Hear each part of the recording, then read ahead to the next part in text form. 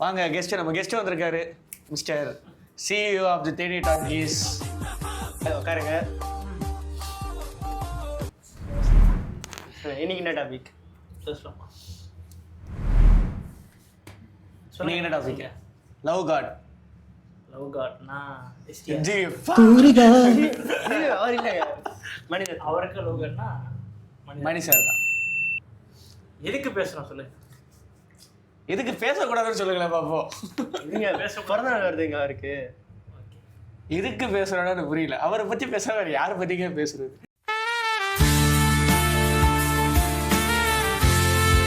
இப்போ என்னன்னா 80s 90s 2K இந்த 3 ஜென்ரேஷனும் லவ்ன்றது மேஜர் ஜானர் வந்து சினிமாவில் வித்தியாசமாக காட்டப்படும். ஒரு இதில் ஏதாவது பிரேக்கப் ஏதாவது நார்மலாக தான் இருக்கும். ஆனால் ட்ரெண்ட் செட்டர்னா இவர் தான். ஆமாம், கண்டிப்பாக மணி சார் தான். இப்போ வந்து ஜானர் வந்து வேற வேறையாக இருந்தாலும் அதில் ஒரு லவ்னு வந்துருச்சுன்னு வச்சுக்கோங்க, அந்த போர்ஷன் அவ்வளோ அழகாக காமிச்சிருப்பாரு. இப்போ வந்து இவனுக்கெல்லாம் காதல் வருமா, காட்டாடு காதல் வந்து என்ன கதைன்ற மாதிரியா இந்த ஆயுத எழுத்தில் வர இவர் கேரக்டர், மாதவன் கேரக்டர். அதே மாதிரி தான் ஒவ்வொரு இந்த குரு படத்தில் வர மாதவன் கேரக்டர் எல்லாருமே அந்த குட்டி குட்டியாக இருந்தால் கூட அந்த லவ் போர்ஷன் அவ்வளோ அழகாக இருக்கும். அப்படியும் காட்டுவார், அலைப்பாதையில் மாதவனை காட்டும் போதும் காட்டுவார். ஆமாம், இந்த ஸ்டார்டிங் அது என்ட்ரி செமையாக இருக்கும். காதில் ஹெட்செட் போட்டுட்டு அப்படியே கூலாக. அது ஒரு டெபியூட் ஹீரோனாலே யாரும் நம்ப மாட்டாங்க. டெபியூட் ஹீரோக்கு அவ்வளோ மாஸ்க் கொடுத்ததே பெரிய விஷயம். நான் கேட்டேன் அலைப்பா இதில் இந்த ஷாலினியை காட்டுற விதமாக இருக்கட்டும். ஆமாம், அலைப்பா இதை வந்து ஒரு அந்த டைமில் வந்து அது ஃப்ரெஷ்ஷாக தான் இருக்கும்னு சொல்லிட்டு சொல்லுவாங்க. இந்த டைம்லும் அது ஃப்ரெஷ்ஷாக தான் இருக்குது. ஒரு 2Kல வந்த ஒரு படம் டெபியூட் ஹீரோ வச்சு அவ்வளோ ஒரு சூப்பரான ஒரு லவ் படம். என்னை கேட்டால் பெஸ்ட்டு லவ் ஃபிலிம்னாலே நான் இப்போ வரைக்கும் அலைப்பா இது முன்னாலே தான் சொல்லுவேன்.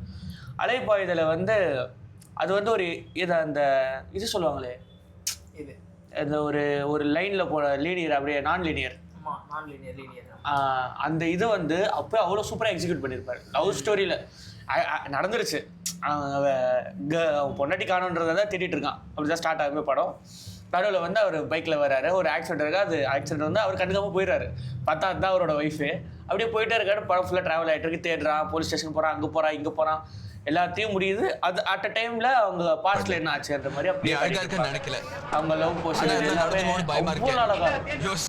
அந்த கதைக்கு ஏற்ற மாதிரியும் அந்த மியூசிக் ப்ளஸ் அந்த ஸ்க்ரீன் அந்த கிளைமேக்ஸ் பார்த்து அழுவாத யாருமே இருக்கு. ஆமாம், அந்த குழந்தைத்தனமாக அந்த மேடி சொல்கிறது, அந்த கண்டுபிடிக்கிறது, அந்த சாங் பிளேஸ்மெண்ட்டு, இதெல்லாம் முக்கியமாக வந்து இந்த பாட்டு இன்னும் தொடங்குது. அப்போ இல்லை காதல் சடு. ஸோ காதல் சடுகுடு பாட்டு வந்து கேளுங்க. அது வந்து ஒரு சூப்பரான பிளேஸ்மெண்ட்டு. எப்படின்னா, ஒரு நார்மலாக ஒரு 2 கப்புள்ஸ்ப்பா லவ் பண்ணிட்டாங்க, கல்யாணம் பண்ணிட்டாங்க. இதுக்கப்புறம் என்ன அவங்களுக்கு தேவைப்படுது? ஒரு ப்ரைவசி. ஓகேயா? இப்போ வந்து அந்த கல்யாணம் முடிஞ்சதுக்கப்புறமே அவங்க வந்து அந்த வீடு பார்க்குறாங்க. வீடு பார்த்துட்டு அது ஒரு பழைய வீடு மாதிரி இருக்குது. ஆனாலும் அது வந்து ஜாலியாக ஏற்றுக்கிறாங்க. அப்போது மியூசிக்கோட ஸ்டார்ட் பண்ணுறாங்க. ஸ்டார்ட் பண்ணிவிட்டு அப்படியே போயிட்டே இருக்கு. எல்லாருமே ஒவ்வொருத்தராக போகிறாங்க, சொந்தக்காரங்களாக போகிறாங்க. கடைசியில் மேடி அப்புறம் ஷாலினி அவங்க 2 பேரும் நிற்கிறாங்க. கரெக்டாக வந்து எப்படி வேலை காட்ட முடியுமோ அந்த அளவுக்கு அவங்க இப்போ தான் நீங்கள் தான் ஷாலினி, இப்போ நான் தான் மேடினா கரெக்டாக இப்படி தோறாரு. அவங்க தான் வந்து அந்த ஸ்ட்ரிங்கு இப்போ அவங்க தொட்ட விட்டு அந்த சவுண்ட் வர மாதிரி அப்படியே அந்த சாங் உள்ள காதல் சொல்ல ஒரு பாட்டு. அப்பா, எப்பேற்பட்ட கற்பனை, எப்பேற்பட்ட காவியோட சூப்பரான பிளேஸ்மெண்ட். சத்தியமா அஞ்சலி வந்து சேலஞ்சிங்னா எப்படி சொல்றது, பசங்களை வச்சு எடுக்கிறது. ஏன்னா அந்த மாதிரி ஒரு சொல் பேச்சை கேட்கறதே பசங்க பெரிய விஷயம். ஆமாம், அந்த ஒரு 10 பேரோ 15 பேரோ நமக்கு தெரிஞ்சு, எனக்கு தெரிஞ்சு 10 பேரோ 15 பேரோ 10 பேரும் பேசிட்டு தான் இருப்பாங்க. ஒவ்வொருத்தரும் பேசிடுவாங்க, இங்கே ஒருத்தன் பேசுவாங்க, ஒருத்தர் பேசுவாங்க. அந்த பொண்ணு பேச முடியாது. ஆமா, ரேவதி இருக்கும், ரகுவரன் இருப்பாரு. இன்னும் அந்த பாப்பாக்கே பயங்கர சேலஞ்சிங்காக இவ்வளோ லீடிங்கான ரோல் இருந்தால் பசங்களை வச்சு எடுக்கிறது பெரிய விஷயம். அது பாட்டும் பாடியிருப்பேன் பசங்களை வச்சு. ஆமாம், பசங்களை வச்சு பாட்டு பாடுறதுலாம் ரொம்ப கிளைமேக்ஸ்லாம் அப்பா கண்ணு கலங்கிட்டாங்கடா.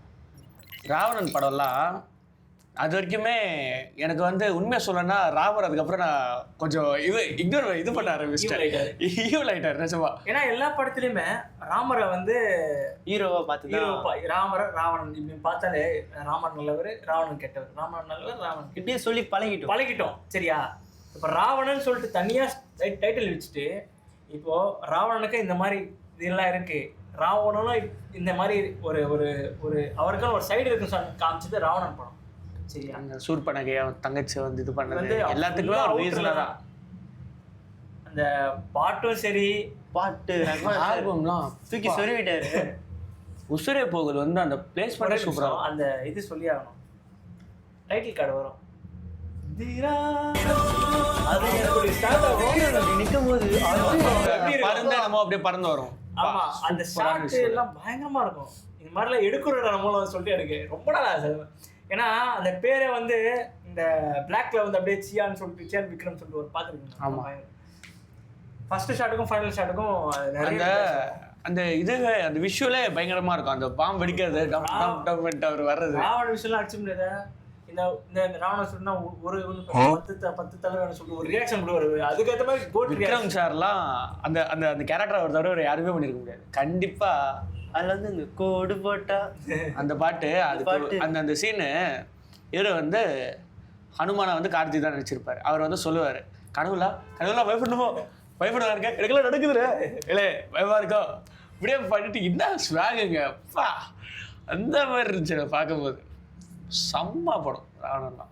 ஆனா அது அந்த அளவுக்கு ரீச் ஆகலையா, எனக்கு அதுவே ஒரு மாதிரி மன கஷ்டமா இருக்கு. இல்ல அதெல்லாம் நம்ம வந்து தியேட்டர்ல பாத்துறோம். ஃபர்ஸ்ட் டைமா தியேட்டர்ல அப்படி பாக்கும்போது இப்பலாம் நான் குட்டி லாஸ்டா இருந்திருக்கும். நம்ம படத்துக்கு வாங்க சிசிவி வந்து அது வந்து நான் வந்து தியேட்டர்ல பார்த்தேன். அது ஏன் நிறைய பேர் பிடிக்கலன்னு எனக்கு புரியல. ஒரு விஷயம் இருக்கு. சிசி ஃபுல் ஃபார்ம் சொல்றீங்க, யாருக்கு தெரியாது. செக்கச்சாந்த வானம் மாதிரி. ஆமா, சிசி விடிவினா விண்ணை தாண்டு வருவாயான்னு தெரியுது, சிசி வினா செக்கச்சாதான்னு தெரியல. இதுவே அண்டர்ரேட்டட் தாங்க. சிம்பு வந்து அப்படி பார்த்துட்டு திடீர்னு குண்டா பார்க்கும்போது எனக்கே ஒரு மாதிரி ஆயிடுச்சு. அந்த கான்செப்ட் எல்லாமே சூப்பரா இருந்துச்சுங்க. அந்த ஸ்டார்டிங்ல அந்த மாதிரி ஆயிடுச்சுன்ற மாதிரி ஒவ்வொருத்த என்ட்ரியும் இருக்கும். ஒவ்வொருத்தனுக்கும் ஒவ்வொரு பாட்டு தெரியும். கள்ளக்கணவாடி பாட்டு, அவருக்கு வந்து ஹயாட்டி பாட்டு, அந்த மாதிரி சூப்பரா இருந்துச்சு. இவருக்கு மலைக்குருவி பாட்டு வந்து ஸ்டார்டிங்லேயே சமைட்டா ஆயிடுச்சு படத்துல. தெரியுமா ஒன்னு வந்து டேய் நான் ஒருத்தர் இருக்கேன்டா பாத்துட்டே இருக்கேன் சொல்லிட்டு வர மாதிரி தான் எல்லாருமே இன்ட்ரோ வச்சிருப்பாரு. ஆமா, எல்லாருமே அது மாதிரி. ஏன்னா ஒருத்தர் வந்து ஹையா காமிச்சு ஒருத்தர் லோவா காமிக்க முடியாது. ஏன்னா எஸ்டிஆரும் பெரிய ஆக்டர் தான், இப்படி பார்த்தாலும் அருண் விஜய் நல்ல ஆக்டர் தான். இந்த பக்கம் பார்த்தா அரவிந்த் சாமி கோட்டு. ஏன்னா அவர் வந்து மணிரத்னம் சார்னாலே அரவிந்த் சாமி இல்லாம இது மாதிரி இருக்கு. அப்படி இருந்து இப்போ 3 பேருக்குமே ஒரு தனி இன்ட்ரோ சாங்ஸ். அந்த எவரை விட்டுருங்க விஜய் சேதுபதி அவரும் ஒரு பெரிய ஆக்டர் தான். ஏன்னா 4 பேருக்குமே இப்போ எப்படி இருந்தாலும் நியாயம்னா இந்த பக்கம் தான் சொல்லிட்டு அந்த மாதிரி தான் காமிச்சிருப்பாரு. எனக்கு ரொம்ப பிடிக்கும் அந்த படம். எதுக்கு எல்லாரும் பிடிக்கல தெரியல எனக்கு கன்ஃபார்ம். எனக்கும் அந்த ரீசனே தெரியல. எனக்கு வந்து ஒவ்வொரு ஷாட் ஒவ்வொரு ஃப்ரேமு அந்த ஃபைட் சீனில் அவ்வளோ இன்டென்ஸாக இருக்கும். இப்போ வந்து அந்த இன்டர்வல் சீனா அதுக்கப்புறமா தெரியல. இவரை வந்து எத்தியையும் இவரையும் தியாகவும் போட்டுதல்ல இவர் அரவிந்த் சாமியை ஆரம்பிச்சிருப்பாரு. அந்த சீன்ல வந்து அவங்க எல்லாரையும் அடிச்சுட்டு ஏன்னா ஆரம்பிச்சது நீ மறந்துடாதுன்னு சொல்லிட்டு அவங்க 2 பேரும் அந்த ரத்த கிழமையோட அந்த கேமராவை பார்த்து இப்படி சொல்லிட்டு ஒரு ரியாக்ஷன் ஷார்ட்டே பயங்கரமா இருக்கும். ரியலாவே இப்போ தியேட்டர்ல பார்த்தீங்கன்னா ஸ்கிரீனு ஏன்னா சொல்லிட்டு நம்மளை பார்த்து சொல்ற மாதிரி தான் இருக்கும். அந்த தியேட்டர்ல ஆரம்பிச்சது அப்படி சொல்லிட்டு ரெக்கார்டே சொல்லிட்டு அப்படி இருக்கும். அதெல்லாம் எப்படி எடுத்துட்டு போறதுன்னு தெரியல. அதெல்லாம் வரவும் சொல்லி ஜோதிக்கு வந்து ஸ்லோவா திறந்து பார்த்துட்டு இது பண்ணுவோம். அப்புறம் அவர் அருண் விஜய் அந்த பக்கம்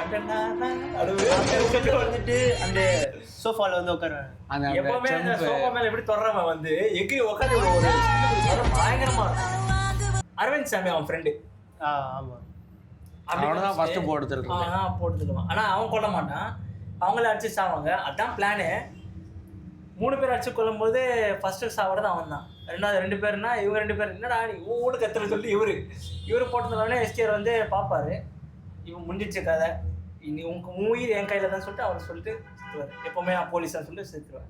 இதுக்கு மேல ஏதாச்சும் ஒரு படம் டிஸ்கஷன் ஏதாச்சும் இந்த மாதிரி விலைவரியா வேணும்னு நினைச்சீங்கன்னா கேட்க மாட்டீங்க, இருந்தாலும் சொல்லிட்டு போங்கடா. கமெண்ட் பண்ணுங்க, தாராளமா பேசலாம். ஷேர் பண்ணுங்க, லைக் பண்ணுங்க, ஷேர் பண்ணுங்க. இதே மாதிரி இன்னொரு பெரிய புள்ளி யாராச்சும் போயிட்டு வந்தால் அதுக்கும் பேசலாம். நன்றி, வணக்கம்.